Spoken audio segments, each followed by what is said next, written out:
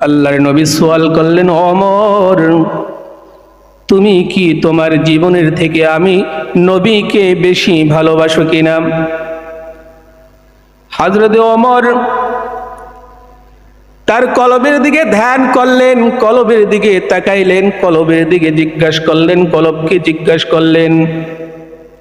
কারণ আল্লাহর নবী বলেছেন, ইস্তাফতি কলবাকা, তোমার কলবের কাছে সওয়াল করো, প্রশ্ন করো, তোমার কলব সঠিক রায় দিয়া দিবে। হযরত ওমর কলবের দিকে তাকাইলেন, তার মনের দিকে তাকাইলেন, আসলে কি রাসূলকে সে তার জীবনের থেকে বেশি ভালোবাসে কি বাসে না? আমরা হলে বলে দিতাম, ইয়া রাসূলুল্লাহ, ইয়া হাবিবাল্লাহ, আমি আপনাকে আমার জীবনের থেকেও বেশি ভালোবাসি, এক কথায় বলে দিতাম। কিন্তু সাহাবায়ে কেরামদের মধ্যে কোনো কপটতা ছিল না, তাদের অন্তরে যেটা ছিল জবানের মধ্যেও সেটা ছিল। অন্তরের মধ্যে যেটা ছিল জবানের মধ্যেও কি ছিল? সেটাই ছিল। অন্তরে যেটা ছিল জবান থেকে সেটাই বের করেছে, এর বাহিরে কোনো কথা তারা বাইর করে নাই।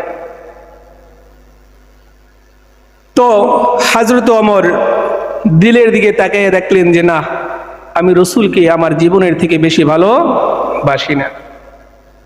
তখন হযরত ওমর বললেন, ইয়া রাসূলুল্লাহ, ইয়া হাবিবাল্লাহ, না না, আমি আপনাকে আমার জীবনের থেকে বেশি ভালোবাসি না। আল্লাহর নবী বললেন, তাহলে তোমার ভালোবাসা এখনো হয়নি, তোমার ভালোবাসা এখনো হয়নি। এরপরে আবার হযরত ওমর মনের কাছে প্রশ্ন ছুড়লেন, মনকে প্রস্তুত করলেন, রাসূলকে তার জীবনের থেকেও বেশি ভালোবাসার জন্য প্রস্তুত করলেন। এরপর প্রস্তুত করে দ্বিতীয়বার আল্লাহর নবীকে বললেন, ইয়া রাসূলুল্লাহ, ইয়া হাবিবাল্লাহ, এখন আমি আপনাকে আমার জীবনের থেকেও বেশি ভালোবাসি। জোরে বলেন সুবহানাল্লাহ। আল্লাহ নবী বললেন, আল আনা ইয়া ওমর, ওমর এতক্ষণে হয়েছে, এখন হয়েছে, এখন আমাকে ভালোবাসার যে তুমি দাবি করেছো সেই দাবি এখন ঠিক হয়েছে, সেই দাবি এখন তোমার ঠিক আছে।